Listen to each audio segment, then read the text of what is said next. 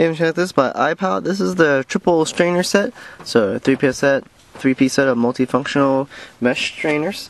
So you can see right here, there's the larger one. This one is approximately 7 inches across, and then there's this one, which is about 4 and 3/4.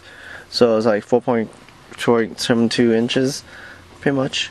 So not bad. And then there's also the smaller one, which is around 2.75 inch. So not too bad. Now, you know, they say the small one's for tea, and therefore you have a little smaller one. So pretty much you push tea leaves in here, strain it through, or perhaps just leave those on top of a cup. Now it says iPower right here, and the strainer itself has a nice strong rim on it that protects it from being, you know, falling apart from here. And then also there's a little hook in the end in case you want to hold it like this, or hold it like this to dry it off, of course. Now this is the, you know, great for storing, great for use, and the mesh itself, and you can see right here, is fairly fine. Pretty nice, so definitely keep the tea leaves out of the bottom.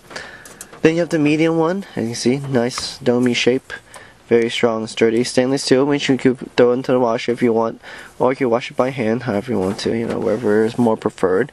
And then there's also the final one, which is right here. So the larger one, same thing.